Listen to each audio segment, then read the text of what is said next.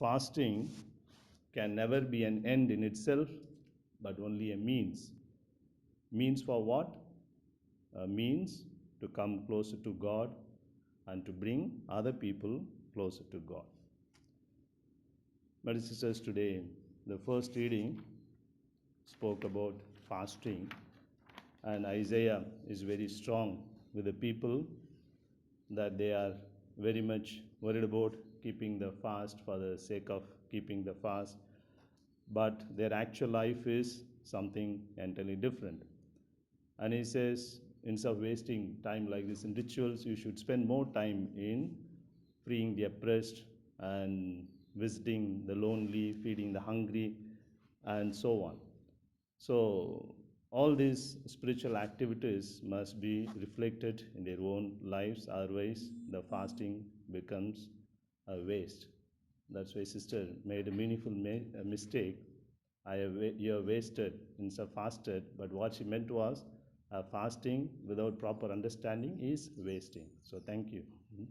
So, the homily point was already there in the first reading when the sister read it. Today fasting in the modern culture, we don't pay much attention because youngsters, they have their own arguments. Why to fast? By my fasting, will others get benefit, and so on.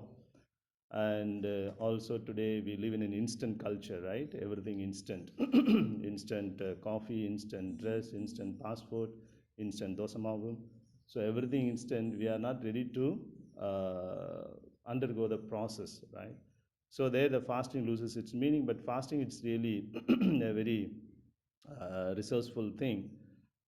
Even Jesus says that you will get the power over the evil spirit. He tells the disciples, such kind of evil spirit cannot be driven away without fasting and prayer. So fasting enables us spiritually, but unfortunately we don't realize much. At least those days, no, when we were young at home and all, no, my mother used to tell about the importance of fasting, mortification, sacrificing desires. Suppose you want to drink the water immediately, wait for 5 minutes, and after that, for the conversion of soul, then you take water. Even that time also I asked, Mummy, I want to sacrifice now, but I want to sacrifice the desire of sacrificing, let me take the water now only. Then she must have thought, this fellow will become a priest. And that too in JDV professor, because JDV enables us to justify all that we do. Whether this way or that way, we have our own philosophy, our own theology to justify. Anyway, so fasting, we must be able to sacrifice the desire, what we actually want to do. Suppose if you don't have the habit of smoking, there's no meaning in saying, oh, this for Lenten season, I'm not going to smoke. But otherwise, are you smoking? No, I never smoked, right? So, stopping the smoking is a sacrifice only for the fellow who has been smoking. And we don't see really the meaning of fasting, the self-sacrifice, etc. And we give undue importance to certain activities, but the real spirit, we lose it. Once a priest was walking in a lonely place. It was rather winter season. He had overcoat, etc. Suddenly, a robber appeared in front of him with a gun, right? Gun point. You take your money, or else I'll shoot you. The priest said, no, don't harm me. I don't have much money. Either your purse or your life. No, I don't have any money. No, you take your wallet. I'll kill you. And then the priest removed his overcoat and took out the wallet. Then he saw the priestly collar, no, that white collar. Then the robber said, oh, sorry, father, you are a priest. I'm sorry. I am also Anthony. I'm also Catholic. Okay, I will not harm you. Then they started walking together. At one point, the priest wanted to smoke no cigar.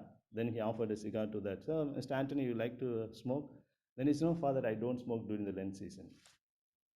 So he doesn't smoke during the Lent season, but he was ready to kill him, isn't it? So that's what his observance of Lent. Didn't get it. Anthony was ready to kill the priest, and it's too early to understand certain smoking and all, right? And if you don't know the habit of smoking, you cannot understand. So the man was ready to kill him, but he was not ready to smoke because it was a Lent season. So the point is, all this fast for what we do. That's the thing. Today we need to enlighten ourselves and the others also, the youngsters, especially when they ask these questions. Fasting enables us to have a control over my passion. That I want to do something, let me postpone, so that I have I'm gaining some control over my own desires and able to control myself. Also, it's a chance for me to realize the pangs of hunger. In our case, we may not have felt the real pangs of hunger, how to be really hungry, right? At least when we fast in the morning, we are sure of eating something in the afternoon. When we fast in the afternoon, we are sure of eating something at night. But when millions of people in the world they don't get food, they are not sure when they will get their next meal, whether they will get their next meal. So when I voluntarily fast and feel the pangs of hunger, it enables me sociologically, socially speaking, to realize the pangs of hunger. Also, the little money that I have saved, it must reach to the other people. I save some money and put it back into my pocket. It doesn't make sense. Maybe in a community, we are not going to save individually, maybe as a community together, the seminary or the convent, that it should reach out by the savings that we have saved through this fasting, so it reaches out. As I said, it enables us to have the real spiritual power. Today we are not able to control ourselves, right? That passion. We say anything instantly, getting angry instantly. We don't know why we shout, right? Later we sit back and realize that means we lose control of our own passion, our own drives, right? And today they speak so much about emotional intelligence, right? Daniel Goleman says emotions are the gold mine, like, no, and it has a lot of power. All our external actions, words, etc., are determined by the invisible emotions inside. The emotions are like the iceberg, right? In the iceberg, in the polar regions, you will see only the small portion will be seen over the surface of the water, but the bigger portion will be hidden, right? Submerged. 1/10 is only seen, the 90% is hidden inside.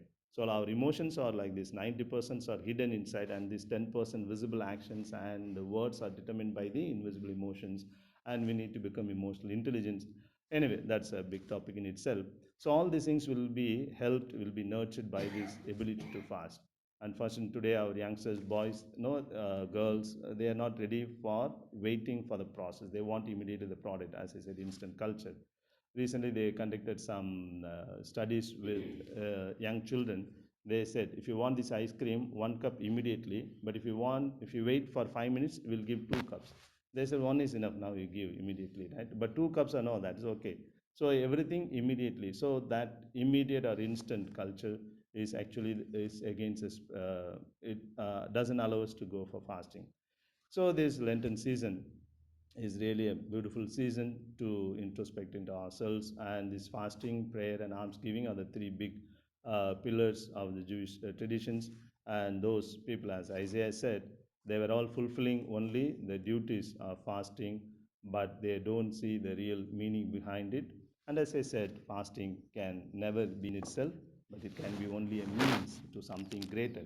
And what is that something greater? In my opinion, to come closer to God and to bring other people closer to God. Let's think about it today.